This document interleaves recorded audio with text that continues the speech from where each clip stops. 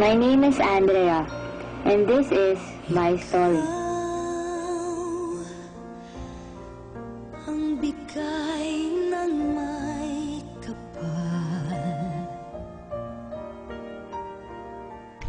My name is Andrea. My friends often call me Ande. I just turned 19 years old this month. These are some of my pictures with my friends and family. I'm a second-year accounting student at Assumption. I like to sing. I make my own earrings and accessories. I like watching movies and hang out with my friends. I'm just like any other student. I'm just like any other teenager. A few months ago, sometime in August of 2005, I discovered lumps on my body. Me and my family went to medical specialist, and it was rhabdomyosarcoma. Then, I was confined at St. Luke's Hospital for 3 months. Radiotherapy and chemotherapy was done on me. I feel like my condition was deteriorating every day.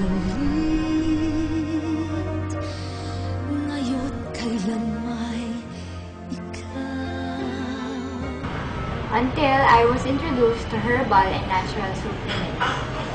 I've been taking Alive Mega Nutritionals for almost a month now. And I've seen a dramatic improvement on my health.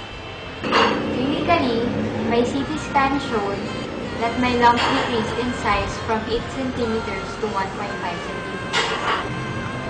My doctors were impressed with my progress.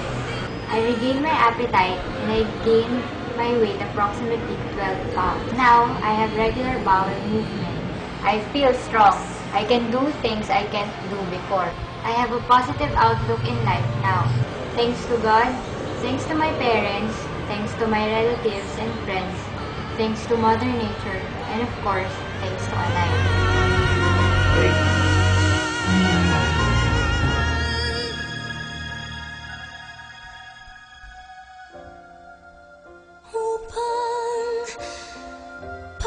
Sandali ay upang mulit-muli ay